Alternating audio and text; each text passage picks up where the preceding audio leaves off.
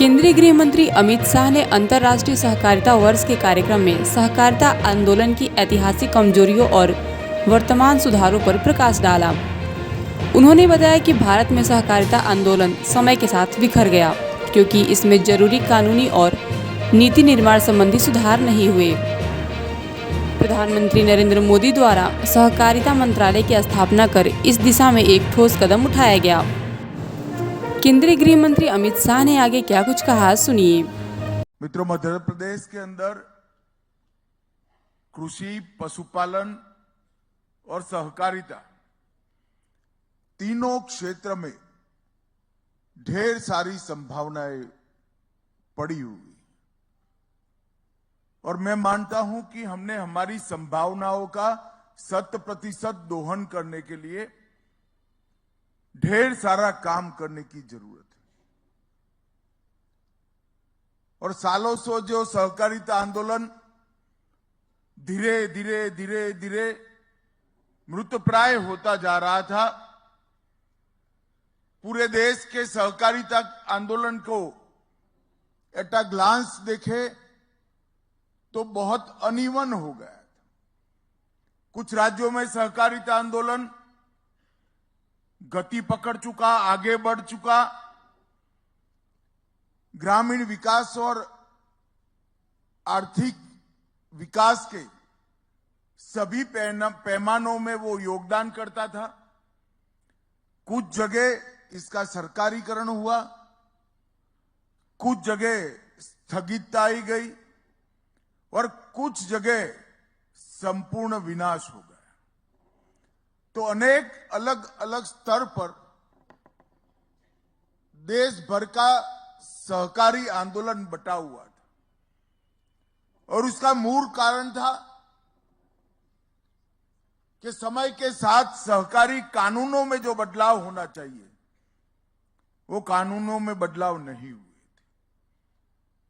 हमारे संविधान में मल्टी स्टेट कोऑपरेटिव छोड़कर सारा कोऑपरेटिव राज्यों का विषय। इसलिए देश भर में जिस तेजी से परिस्थितियां बदली, वो बदलती हुई परिस्थिति के अनुकूल कानून बनाने के इनिशिएटिव नहीं लिए गए। और इसका मूल कारण था कि राष्ट्रीय स्तर पर समग्रता की दृष्टि से हर राज्य की भौगोलिक परिस्थिति, बारिश की परिस्थिति, ग्रामीण विकास और कृषि विकास के आयाम, पशुपालन के आयाम, इस सबको एक पेज रखकर केंद्रीय स्तर पर कोई विचार नहीं हुआ। और विचार होता भी कैसे? क्योंकि केंद्रीय स्तर पर कोई सहकारिता मंत्रालय ही नहीं था। आजादी के 75 साल बाद देश के नेता और प्रधानमंत्री नरेंद्र मोदी जी ने सहकारिता मंत्रालय की स्थापना की। और मेरा सौभाग्य है कि मुझे पहला सहकारिता मंत्री बना दिया। मोहन जी कह रहे हैं उनको थोड़ा आश्चर्य हुआ था। मोहन जी, आश्चर्य तो मुझे भी हुआ था। मगर मित्रों, ये 3.5 साल के समय के अंदर मोदी जी ने स्वयं बहुत बारीकी से देखकर सहकारिता आंदोलन में बहुत बड़ा बदलाव लाने का काम किया। संविधान के अंदर जो हमारी मर्यादाएं थी वो आज भी है। आज भी सहकारिता राज्य का विषय है। भारत सरकार सहकारिता के कोई क्षेत्र में कानूनी बदलाव नहीं कर सकती है।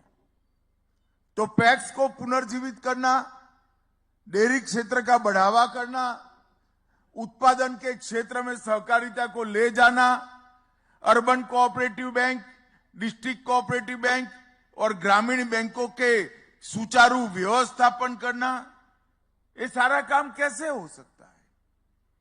सहकारिता मंत्रालय ने सबसे पहला काम किया, प्राइमरी सोसाइटी, जो प्राइमरी एग्रीकल्चर सोसाइटी के नाम से जानी जाती है, इसके लिए एक मॉडल बायलॉज बनाए और मॉडल बायलॉज को सभी राज्य सरकारों को भेजा। बहुत सारे पत्रकार अटकलें लगा रहे थे कि मॉडल बायलॉज राजनीति की भेंट चढ़ जाएगा। कई सारे राज्य भारतीय जनता पार्टी शासित राज्य है नहीं, एनडीए शासित राज्य है नहीं, तो एनडीए की सरकार ने भेजा हुआ मॉडल बायलॉज वो क्यों स्वीकार करेंगे भला। मगर मैं हर्ष के साथ कहना चाहता हूं, आज संपूर्ण भारत ने मॉडल बायलॉज को एडॉप्ट कर लिया। जब आपकी नीयत ठीक हो, परिश्रम करने की वृत्ति हो, तो नतीजे भी ठीक ही आते हैं। और मैं इस मंच पर से देश भर की हर राज्य सरकार का बहुत बहुत धन्यवाद करना चाहता हूं कि आपने मॉडल बायलॉज स्वीकार कर देश के सहकारिता क्षेत्र में नई जान डालने का